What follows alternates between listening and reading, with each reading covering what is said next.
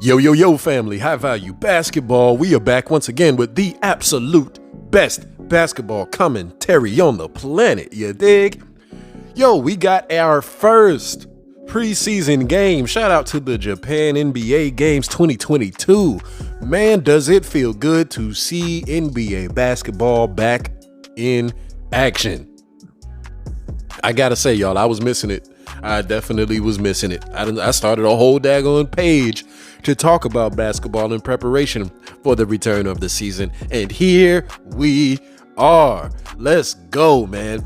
And I just got to do a quick wrap up. Of course, it's early preseason, so we don't know exactly how these teams will turn out. Of course, we know how the Warriors are probably going to turn out. But as far as the Wizards are concerned, we have no idea what they will be. But I've got to say, man, of course, they took the L for the preseason game. It's whatever. But I got to say, man, I like what they are doing in Washington. A lot of people talk big trash. Of course, they're not going to, make a finals run or anything remotely close to that. But they are a competitive, fun to watch team. I'm not going to lie to you. They got a big three going, a little mini big three. They got Bradley Beal, they got Kyle Kuzma, and they got the unicorn, Kristaps Porzingis. Now, I said this in my other video. I honestly feel like Rui Hachimura is going to be a better contributor to the team than the Porzingis. I honestly just feel that way. Because of just the flow of the game and the way that Porzingis plays versus the way that Rui Hachimura plays. Like I say, if anything, it'd be Rui Hachimura, Bradley Beal, and Kyle Kuzma as their big three.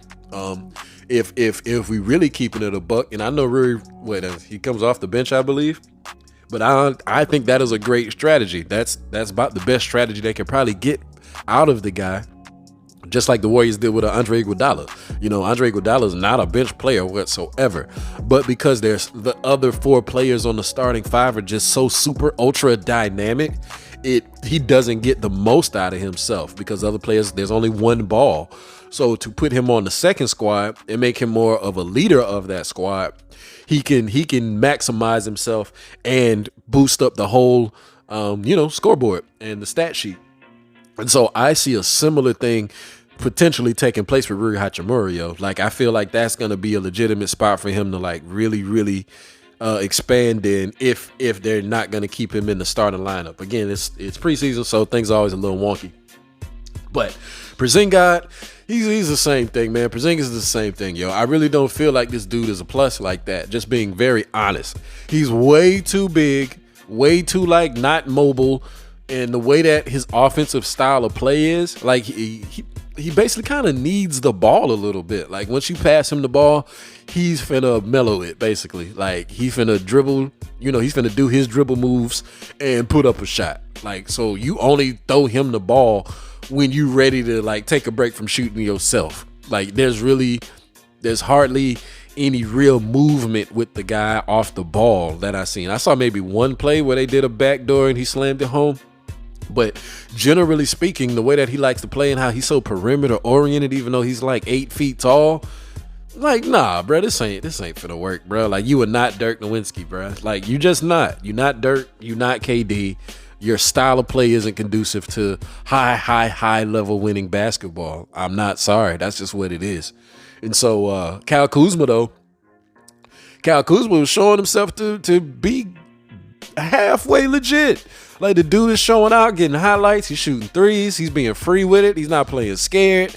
It definitely is that LeBron effect. The whole, LeBron come on your team or you come on LeBron team and then you start to kind of fizzle out a little bit. He's not fizzling, yo. He's stepping up. And I definitely appreciate what the Kuz is going to be doing this coming year.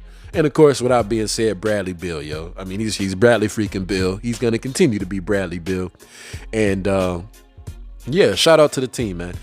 To the Warriors side, they did a lot of Kuminga and Wiseman play.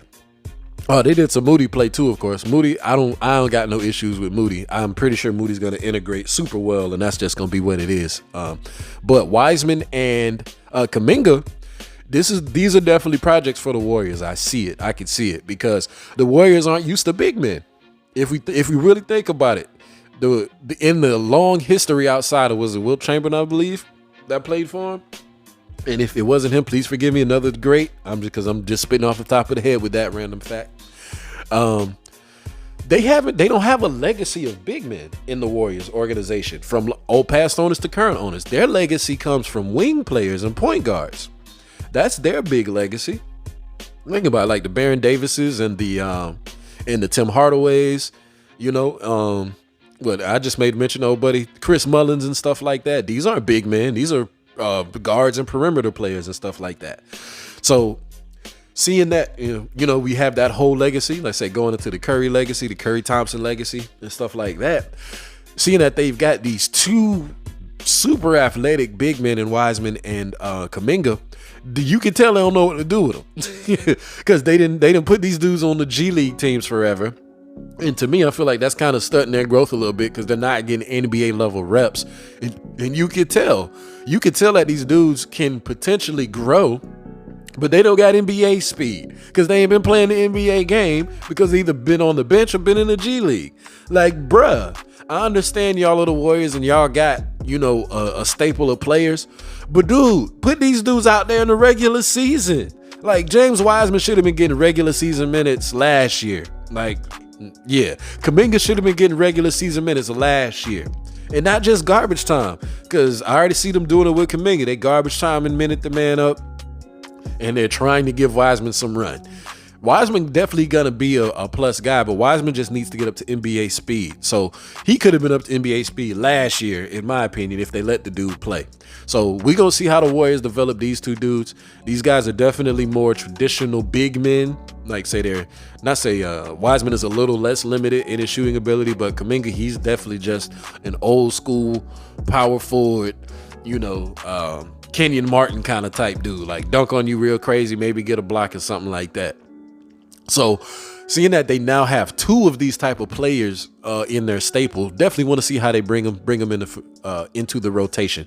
Those two were getting some minutes and getting some run, but again, it was preseason.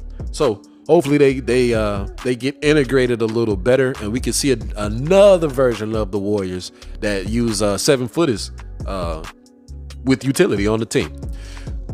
That's all we got for now, family. Wait until the next game. Basketball is back. High value basketball. Like, share, and subscribe. You dig. Peace.